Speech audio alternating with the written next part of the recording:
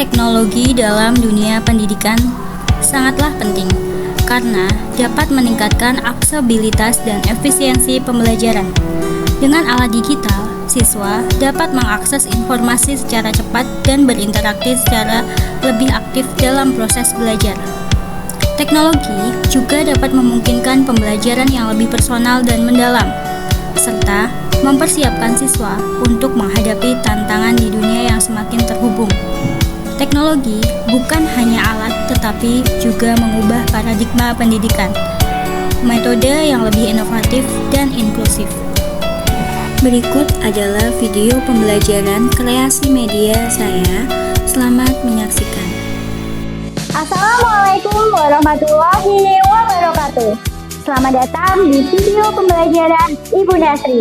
Hari ini kita akan menjelajahi dunia yang penuh imajinasi melalui materi teks fantasi.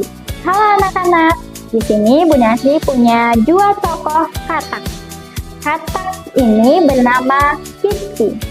Kiki di sini memiliki karakter yang penuh mimpi dan petualangan, dan temannya bernama Vino.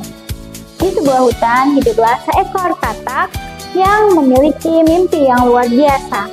Tetapi ketika musibah datang, mereka tiba-tiba tidak bisa melakukan penyelamatan pada keluarganya. Halo, bagaimana ini? Ini hujan lebat, suara begitu kencang petirnya. Bagaimana Vino ini? Kuatkan kekuatanmu. Dan Kiki mengeluarkan kekuatan ajaibnya. Akhirnya, dengan mengeluarkan kekuatan ajaibnya, semua dapat terselamatkan. Lalu, setelah terjadinya bencana, Kiki dan Vino merawat semua tanaman yang ada dengan menyirami setiap hari dan selalu menjaga lingkungan sekitar. Nah, anak-anak, bersiaplah untuk membebaskan imajinasi kalian, menemukan keajaiban dalam setiap kata. Mari kita mulai berpetualangan. Ayo kita berpetualangan dengan mengikuti pembelajaran hari ini. Anak-anak, yang pertama, kamu harus tahu apa itu teks fantasi. Teks cerita fantasi adalah jenis cerita yang mengandung elemen imajinatif dan bersifat fiksi atau khayalan. Contohnya, tokohnya memiliki kesaktian. Nah, cerita ini seringkali memberikan pelajaran moral dan mengajak pembaca untuk berimajinasi. Nah, selanjutnya kita akan mempelajari tentang ciri-ciri dari teks fantasi. Yang pertama, anak-anak mengandung unsur magic atau supranatural. Yang kedua, berlatar dunia yang tidak nyata atau imajinatif. Dan yang ketiga yaitu memiliki karakteristik yang fantastis. Yang keempat, menceritakan petualangan yang tidak ada di dunia nyata. Anak-anak, dilanjutkan dengan kita mempelajari struktur teks cerita fantasi. Nah, yang pertama, kita harus tahu apa itu orientasi. Orientasi yaitu pengenalan tokoh, latar, watak tokoh, dan pengenalan konflik. Dan yang kedua yaitu ada bagian komplikasi, mulai muncul masalah hingga masalah memuncak. Dan yang ketiga yaitu adanya resolusi. Resolusi di sini berisi penyelesaian dari masalah. Dan yang keempat berisi tentang koda.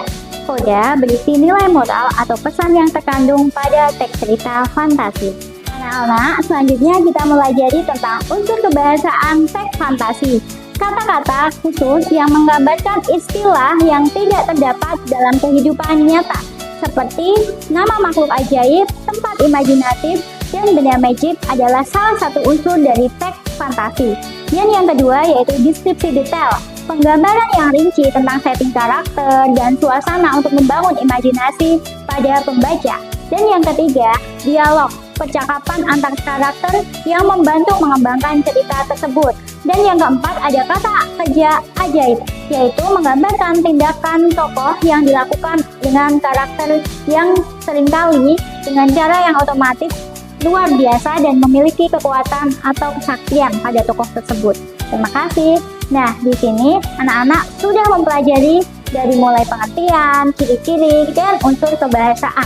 Nah, kita lanjutkan untuk menganalisis teks cerita fantasi. Anak-anak, dalam analisis cerita fantasi ada 5 bagian terpenting, yaitu tema. Dan yang kedua ada tokoh, dan 3 latar, keempat ada konflik dan resolusi, dan kelima ada pesan moral. Dari kelima unsur tersebut memiliki kesinambungan untuk menganalisis pada teks cerita fantasi. Berikut adalah salah satu contoh teks fantasi. Anak-anak dapat menambah wawasannya dari bacaan teks cerita fantasi yang ada, nanti sebagai sumber bahan belajar.